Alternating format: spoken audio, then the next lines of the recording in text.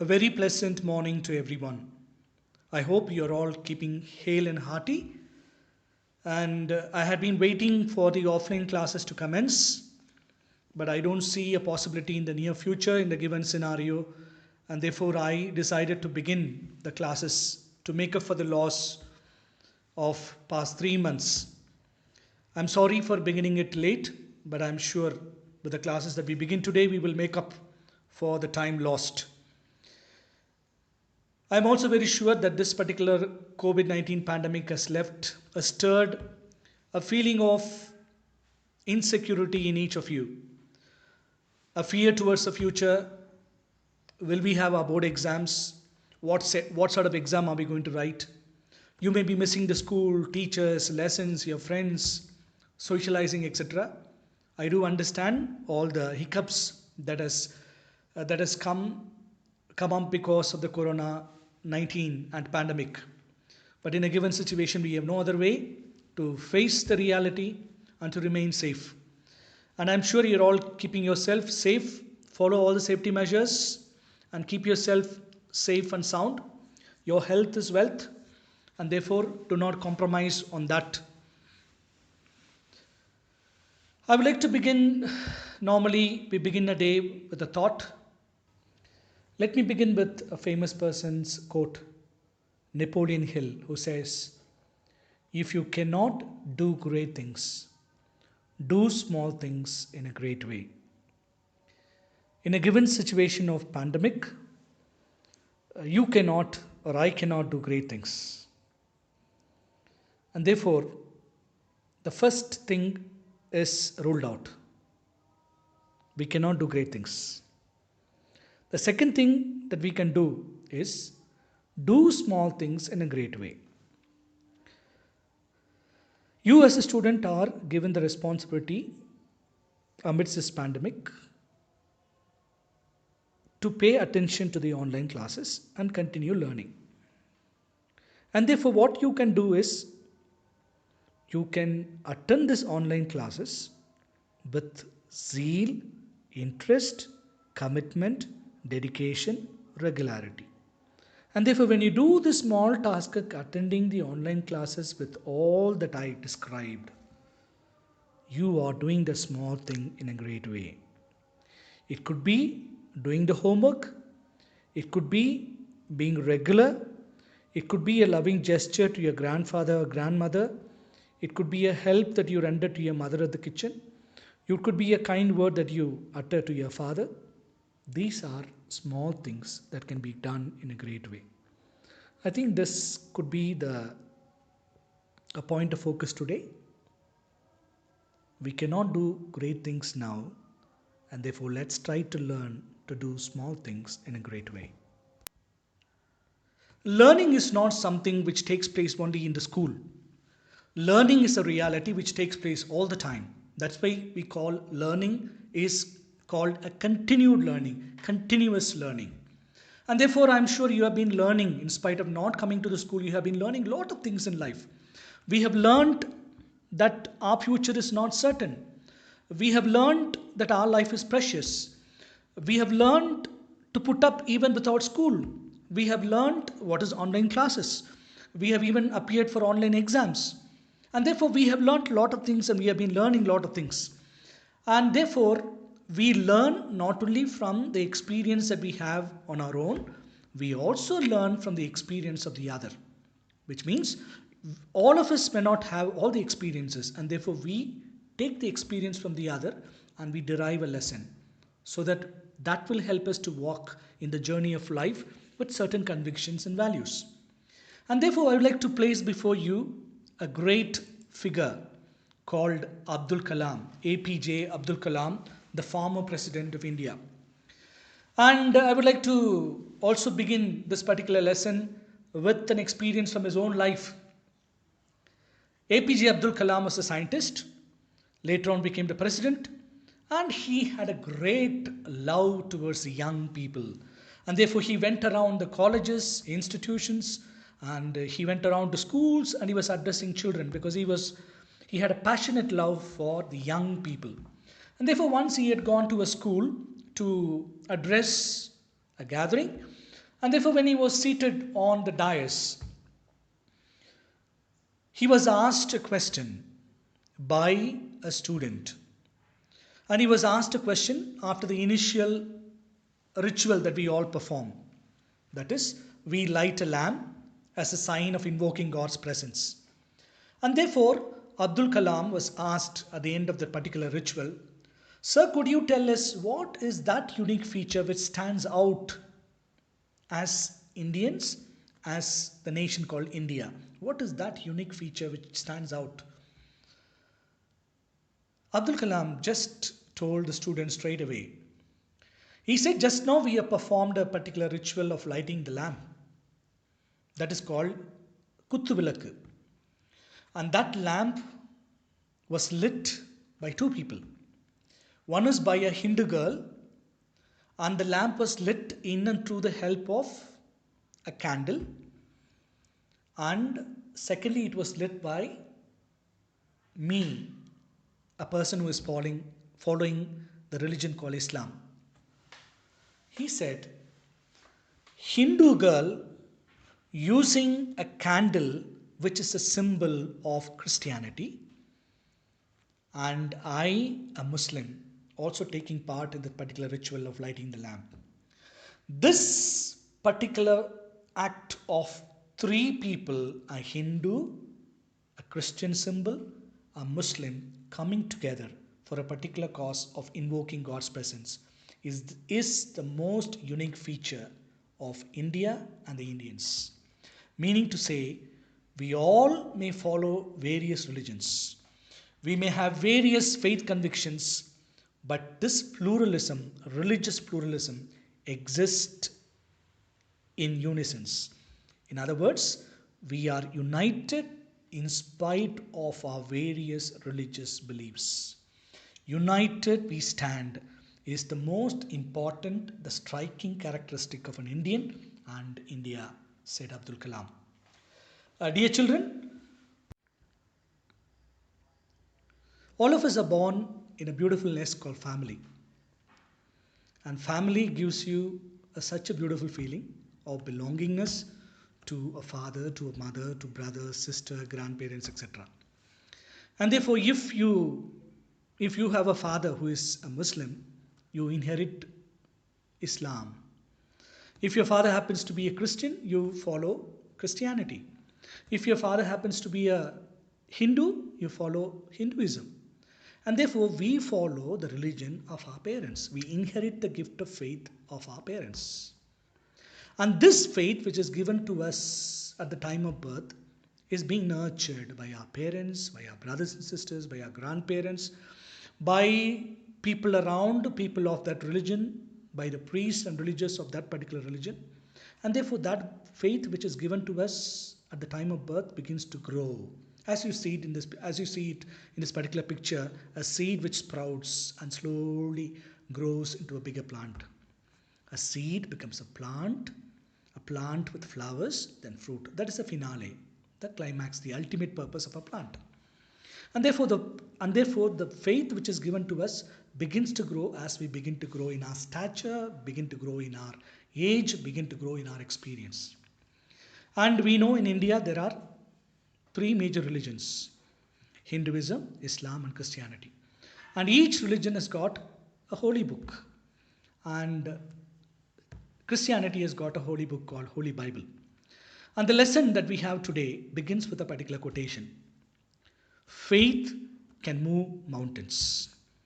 If you want to understand the Bible better, Bible is divided into two parts. One is called Old Testament, second is called the New Testament.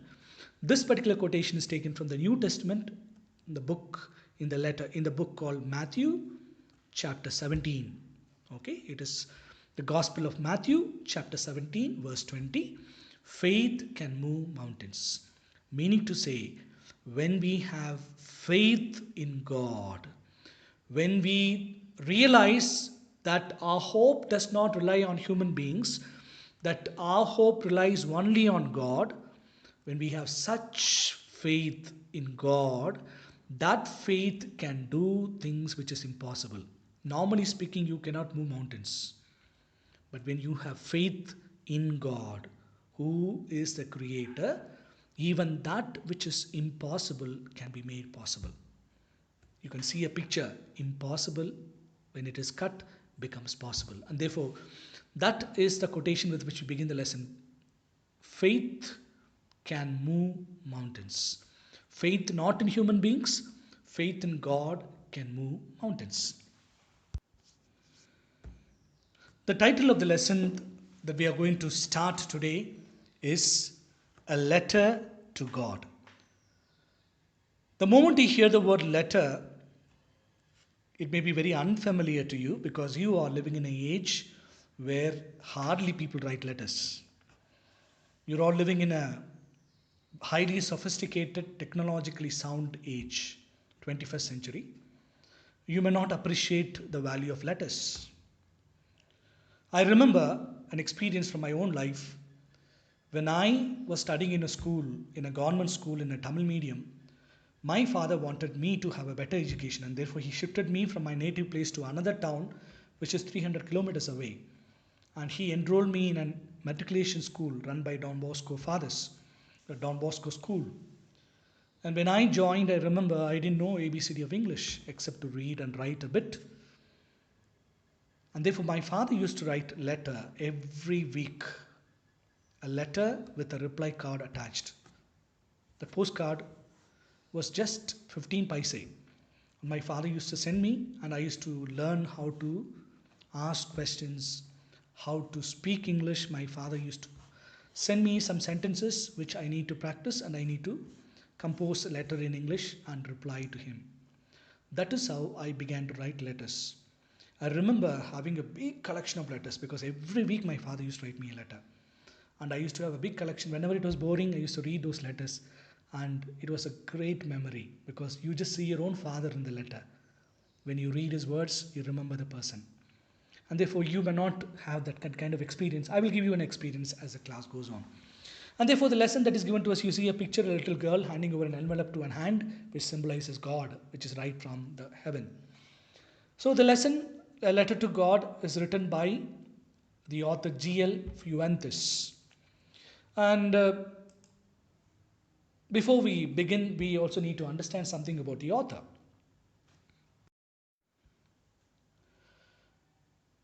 The lesson Letter to God is written by the author Gregorio Lopez y Fuentes. He was born on July 11th, 1897. He was a Mexican novelist, poet, and journalist, which means to say he was a multifaceted personality with multi-talents. And he was one of the leading chroniclers of the Mexican Revolution. You may be wondering who are chroniclers. The chroniclers are the people who are like scribes who keep record of all that happened during revolution. Therefore, which can be referred back to know the details exactly what happened during Mexican Revolution. And he started writing at the age of 15, just as young as you are. And he had written number of books. Just to place before you one book as an example, the Mexican prize novel El Indio. Okay, was a book which was written. It speaks about the Mexican Revolution.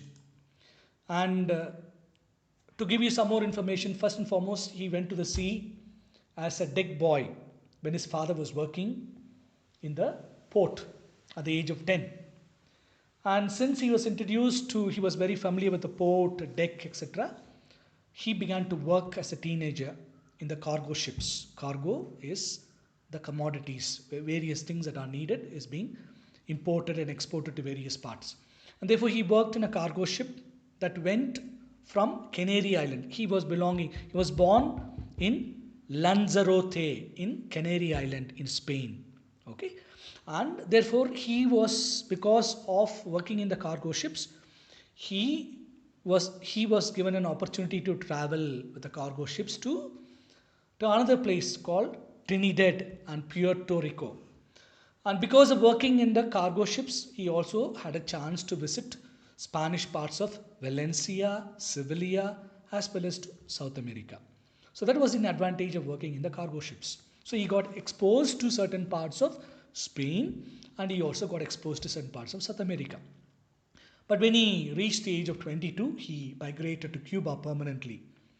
And it is also said he was a lifelong cigar smoker, chain smoker, and he died of cancer in 2002 at the age of 105 years. That is in just something about the author. Just for you to know, I told you he was born in a place called Lanzarote. It's an island. You can look at the picture, and that is situated in Canary Island. Okay, it looks beautiful. The landscape, the sea. Okay, it looks beautiful. Having seen some preliminary information regarding the author of the lesson, now we are going to enter into the lesson itself. Before we begin the lesson, we also need to know the characters. It's like when you reach a place, when you like to travel to a place, you are given a roadmap, how to go, how to reach a place, what are the things are there. I would like to give a roadmap to this particular lesson. The road maps are the characters. There are 5 important characters in this particular lesson. The hero of the story is Lenko, who is a farmer. And in the lesson, you will find a character called Woman, which indicates Lenko's wife. And he had children, some were old, some were young. And there is a character called Postman, there is a postmaster, the employees, etc.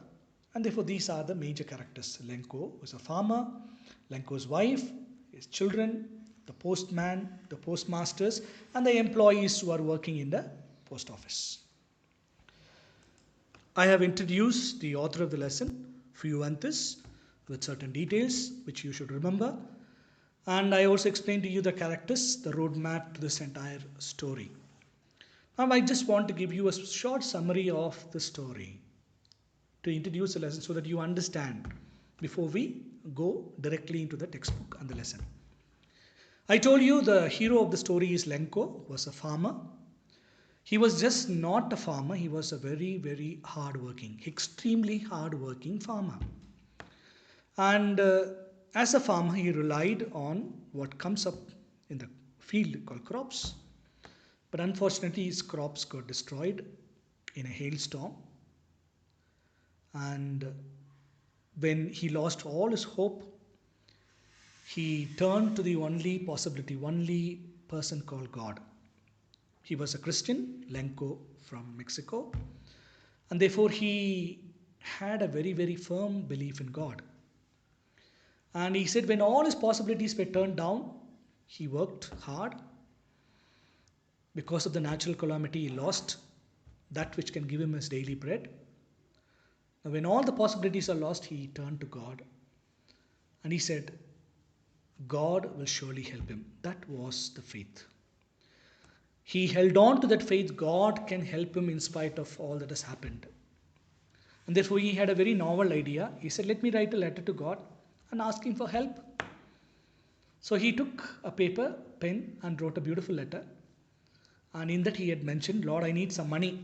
And he had mentioned, I need 100 pesos. Peso is a Mexican currency which is used. Therefore, he said, give me 100 pesos. That's enough for my upkeep, to run my family, to look after my children.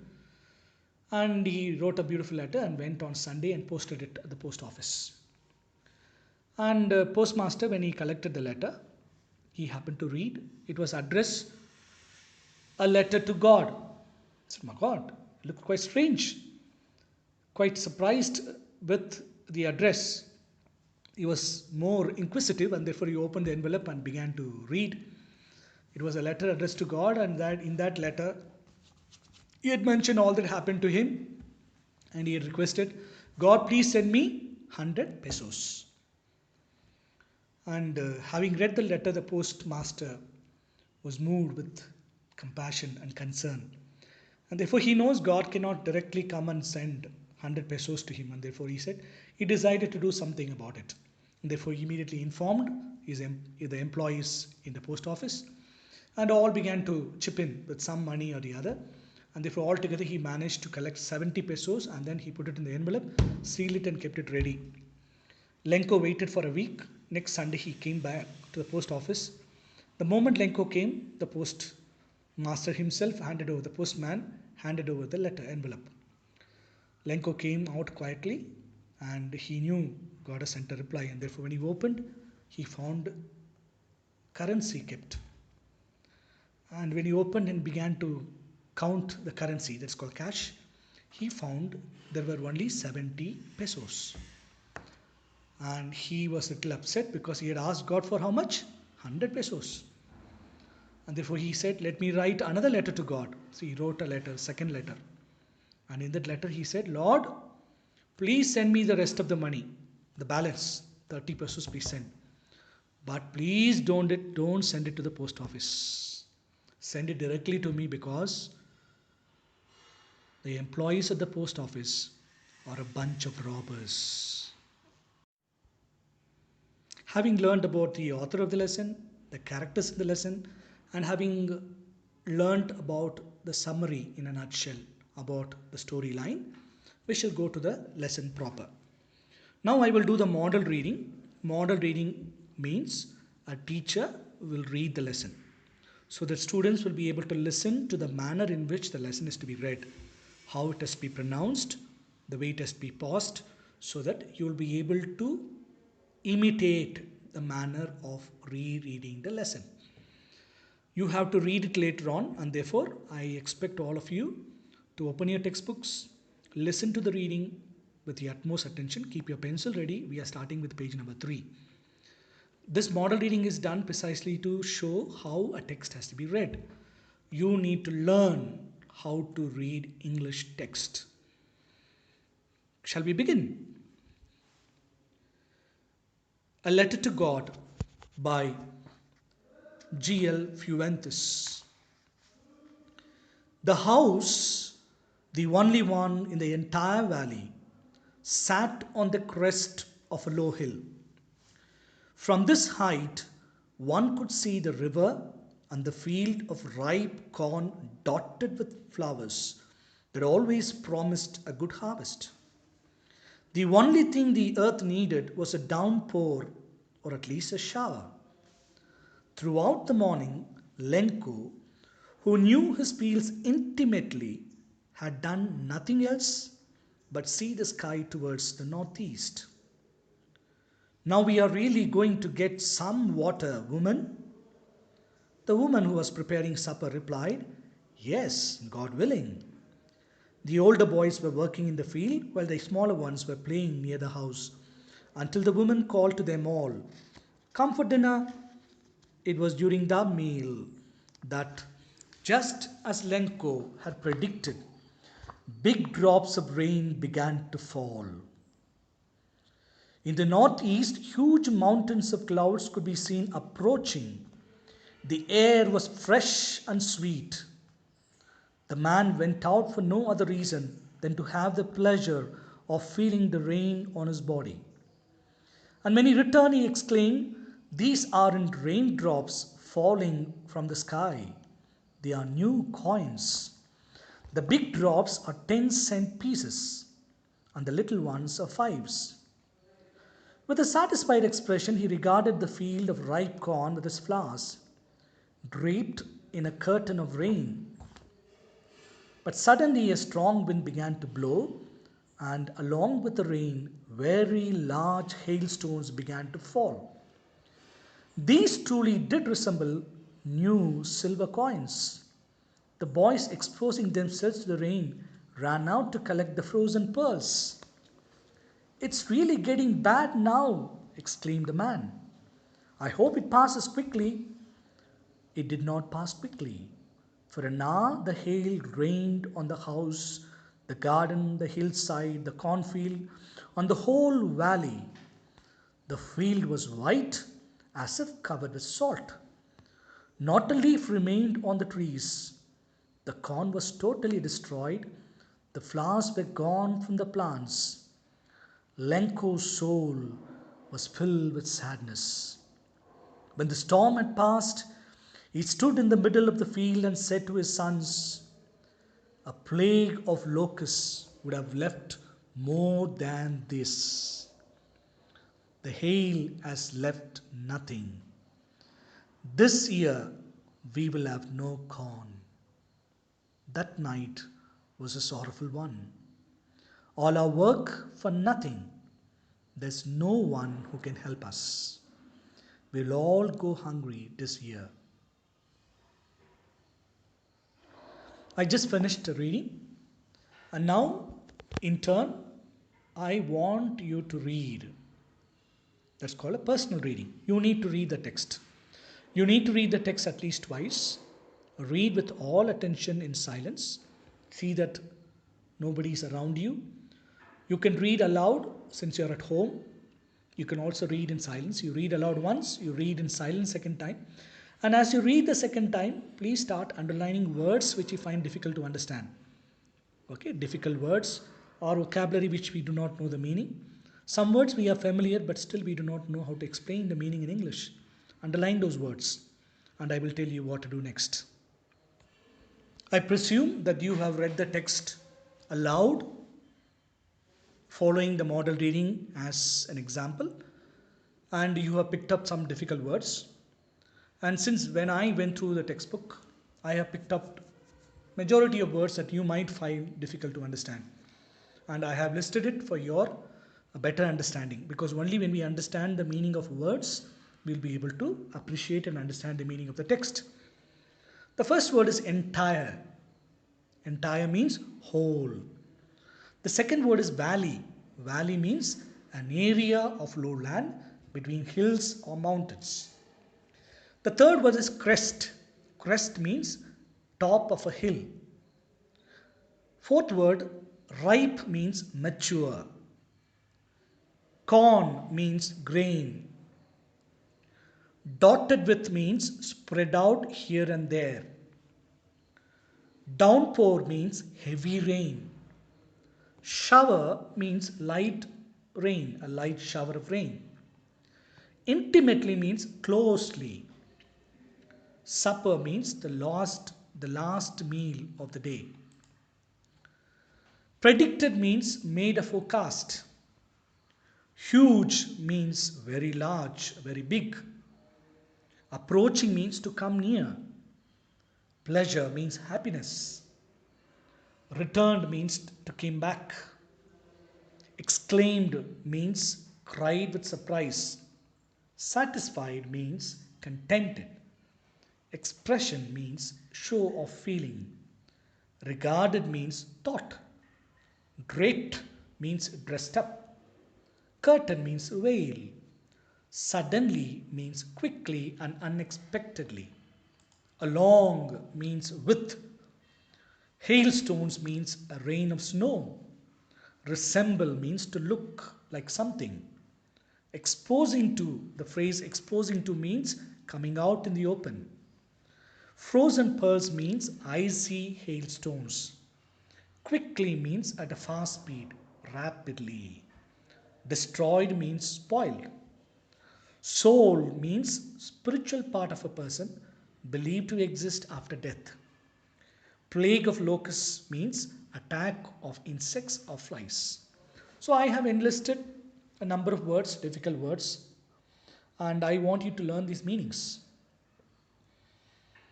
Only when you learn the meaning of these words, then you will be able to understand the text. Now, as I told you, I have enlisted the possible difficult words that you will come across, and I have given the meaning. And please have the meaning, write the meaning in your notebook or your copy. Have those meanings, it can be written also against the words in the textbook itself in the pencil. And having the meaning, you can understand the lesson better. So make an effort to go through from page 3 to page 5 up to the first oral comprehension check with the meaning that is applied from my hand, and try to understand, and I will explain to you the lesson, what we have seen. Line by line explanation will be done to you tomorrow in the class. So with this we have just come to an end of the class, and before we end we normally evaluate. Okay, we have to check whether you have learned the lesson properly or not. And therefore I would like to pose certain questions to you, and you have to write the answers directly in your copy. The first question is, where is Lazarote situated? Lazarote is a place of Fuentes' birth. Where is it situated? Second, what is the meaning of religious pluralism? Third, Write 10 new words from today's lesson without referring the textbook. It will be difficult for you if you had listened carefully to the words that I enlisted. Having seen, please be sincere when you write at least 10 words, the new words that you have learned from this particular lesson. Write it without referring the textbook. Fourthly, you try to attempt to summarize a story we have seen today on your own. And please share it immediately after the class through a voice recorded message. It should be in your own words. I have summarized to you again and again. It's a simple story. I want you to summarize, make an attempt to summarize in your own words and send a voice recorded message to my WhatsApp number. And the last one, why has letter writing become irrelevant today? So these are the questions I want you to answer right now. Okay? If you answer rightly, then I know that you have understood the lesson. If your answers are correct, all the questions are a sort of an evaluation parameter to check whether you have followed the lesson. Please try to complete this, and after which you can go to a home task, what is to be done tomorrow and in the days to come. First, you need to write a short note on the history of postal department in India. This can be submitted by weekend. You can take about 5 days to complete. Second, you can write a letter to God. I want you to write a letter to God in this time of COVID-19 pandemic. That also to be submitted. Okay, we already, the title of the lesson is Letter to God. You try to write a letter. Let us see what sort of letter and what are you going to communicate to God at this time of pandemic. Third, you need to submit this tomorrow. That is, mention the modern means of money transfer and write a few lines on its modus operandi. Meaning to say, today we don't send any more money by money order, etc. Okay, and today we have other means of money transfer. You know it. Mention them and write how do they function, how do they work, how does it operate. That's called modus operandi, the mode of operation. Okay, please write the means of money transfer and how does it operate. Fourthly, you need to record your personal reading of the text. I gave you a model reading and I told you also have to read personally aloud. That reading aloud of the text that we have seen today has to be recorded and it has to be submitted to me before we begin the class tomorrow. Pages 3 to 5. As I read, you can replay it and see again and again, and then you can please try to imitate the reading. In English, what is most important is imitation. Okay, and therefore please do that. And remember, this is the most important thing that you need to note. Class tests will be conducted every day before I begin the next day's class on the portion covered. The question that I ask will be strictly from the portion that is covered. And that will be the parameter that I will follow for my internal markings, internal assessment, internal marks. The 20 marks that is given for your board exam will be based on your everyday performance. And therefore, please be ready, go through everything. You are supposed to go through the portion that we have covered. Remember all that I have explained to you right from the beginning till the last, and learn the difficult words and their meaning, and be ready for the class test tomorrow. And a good teacher will always recapitulate. Recapitulate is to see once again what we have seen. And we have seen a beautiful lesson, a prose titled A Letter to God, written by Gregorio Lopez y Fuentes. I told you he is a Mexican novelist, poet and journalist, and he hails from Lanzarote, a place in Spain. And I told you he was a famous chronicler at the time of Mexican Revolution. And this particular story highlights the infinite faith that a man called Lenco had on God.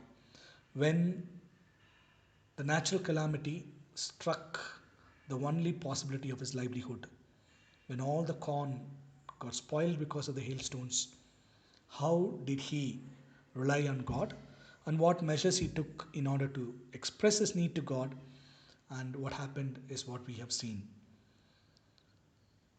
I'm sure the lesson that we have seen has given you a good understanding of, a preliminary understanding of the lesson called A Letter to God. Please see that you follow the instructions, and I'm sure the lesson was interesting for you. God bless you. Have a nice day. Follow all the directions that are given. Homework to be submitted on time. Class test will be conducted on a daily basis. If something has to be sent immediately, it has to be sent. Something, the deadline has been given, it has to be followed. Please cooperate. Thanks a lot. We'll meet once again tomorrow morning. God bless you. Bye bye.